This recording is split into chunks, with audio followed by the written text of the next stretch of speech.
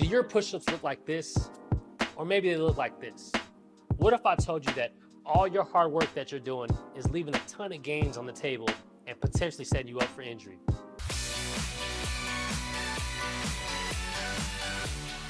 Welcome to Move with Al. My name's Alan, where I provide basic information surrounding fitness to improve our overall health.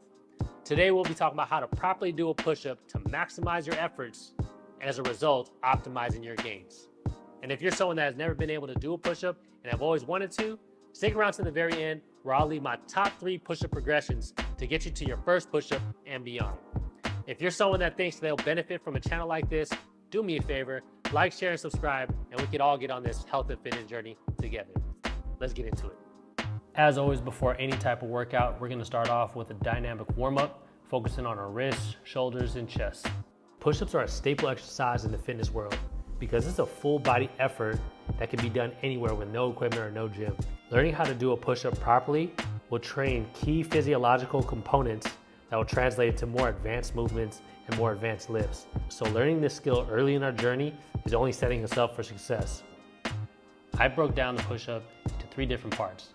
In order to perform the perfect push-up, we need a perfect setup. So starting at 1, the positions. For the basic standard push-up, you're gonna want your hands about shoulder width apart or a little bit outside of shoulder width apart. There are other variations of push-ups, like Sphinx push-ups or diamond push-ups, to where your hand placement will be in a different location. At the bottom position, the tips of my middle finger are just below my shoulders or the middles of my palms in line with my nipple line. I also wanna make sure my elbows are stacked directly on top of my wrists and my shoulders stack on top of my elbows. At the top position, or in the high plank, I want to make sure I have a neutral spine and everything is in line from head to toe. Do your push-ups look like this? Or maybe they look like this.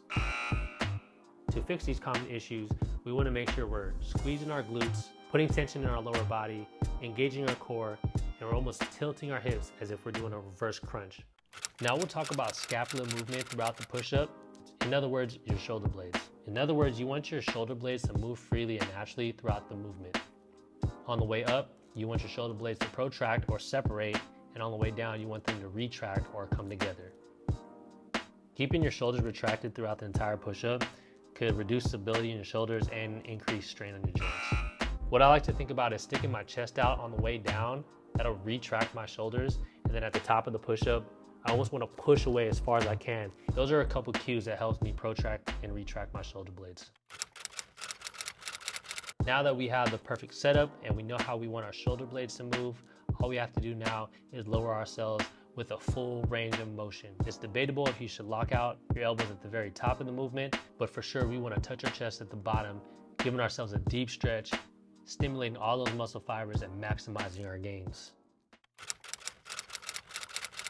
These are some common mistakes that you want to pay attention to and avoid. One of the biggest ones is flaring your elbows out. This puts unnecessary stress on your shoulders.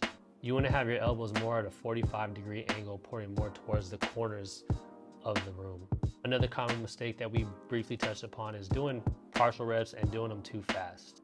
Partial reps might only target those muscle fibers within that range that you're working in. To ensure you're getting the full benefit of your efforts, it's best to do a full range push-up. And another common one is your low back position.